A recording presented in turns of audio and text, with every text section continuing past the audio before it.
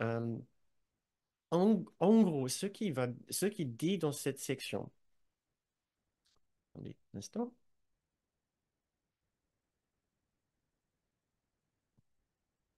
est que la personne qui ressent, qui vit une identité de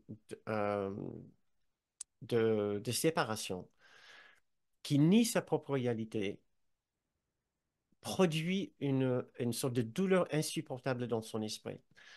Il va ressentir par la suite la nécessité d'attaquer les autres pour exprimer son mal-être. Et cette attaque peut prendre une forme comme une insulte, comme littéralement une attaque sur une autre personne, un jugement, des rancœurs. Mais cette attaque peut être aussi extrêmement subtile. Le fait de voir une autre personne non pas comme faisant partie de l'unité parfaite de Dieu, l'unité du Christ, l'unité que nous sommes, comme pur esprit, le fait de voir l'autre comme un corps limité à un corps, avec un psyché limité, à une identité limitée comme le nôtre, et de ne pas voir autre chose chez lui, est aussi une attaque sur l'intégrité et la réalité de la personne. Donc c'est aussi subtil que cela. Ne doit pas nous remplir de malaise, mais cela doit nous aider à savoir combien euh, le mal-être fait partie intégrante de notre quotidien, de notre façon habituelle de voir le monde autour de nous.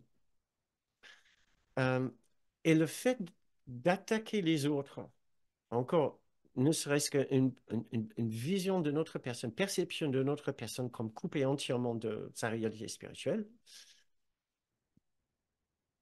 le fait d'attaquer une autre personne d'une façon directe ou très subtile nous rend extrêmement euh, susceptibles, vulnérables et fragiles, puisque notre perception des autres est toujours une projection de la façon dont nous nous voyons nous-mêmes.